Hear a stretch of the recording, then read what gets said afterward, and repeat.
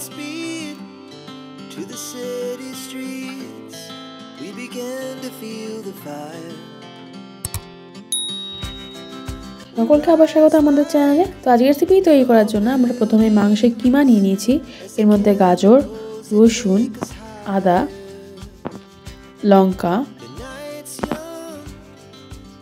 পেঁয়াজ পাতা, পেঁয়াজ,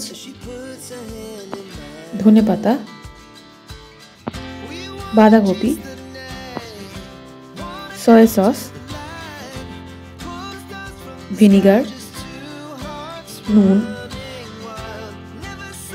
গরম মশলা দিয়ে আমরা ভালো করে একটি পেস্ট মিক্সচার বানিয়ে নেব। তো আমরা এগুলিকে ভালো করে কুচি করে ইউজ করেছি, কারণ এতে মুখে ঠেকবে না। তো ভালো করে আমাদেরকে এটিকে মিক্স করে নিতে হবে। এরপর আমরা মিক্সিতে একটি সস বানিয়ে নেব। ধনে পাতা, লঙ্কা, আদা, রসুন, নুন, চিনি, লেবুর রস, জল এবং টক দই দিয়ে। এরপর আমরা চাল ভিজিয়ে রেখেছিলাম কিছুক্ষণ আগে, সেটির মধ্যে আমরা নুন মিশিয়ে নেবো, নয়তো ভাতের টেস্ট আসবে না।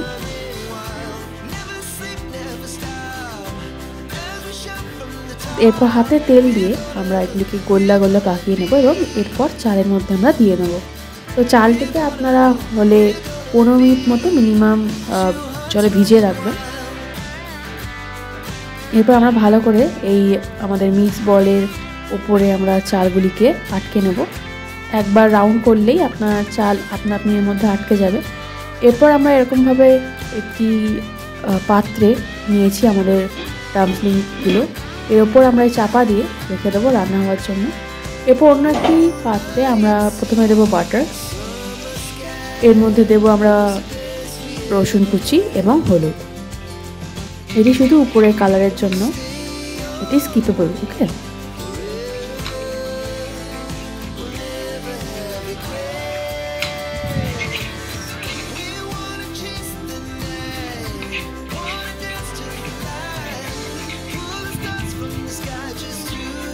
এরপর আমরা প্লেটিং করব। তো প্রথমে আমরা পাতা করার জন্য আমরা আমাদের এই গ্রিন সসটাকে ইউজ করেছি। তো দেখতেই পাচ্ছেন আমাদের কদম একেবারে রেডি। চালগুলো এরকম একটু সেদ্ধ হয়ে বেরিয়ে এলেই তাহলে বুঝবেন যে কদম রেডি আছে। টুথপিকের মাধ্যমে আমি এটিকে তুলে নিচ্ছি যাতে চালগুলো বেশি না পড়ে। এরপর একে একে আমরা সসের ওপর রেখে দেবো। এরপর ওপর দিয়ে আমরা যে হলুদ জিনিসটা বানিয়েছিলাম ওটাকে আমরা এর ওপর দিয়ে দেবো। এতে কদমটি হলুদ দেখাবে। তো গাইস, বাড়িতে অবশ্যই ট্রাই করবেন এবং আমাদেরকে জানাবেন কেমন লাগলো আজকের রেসিপিটি।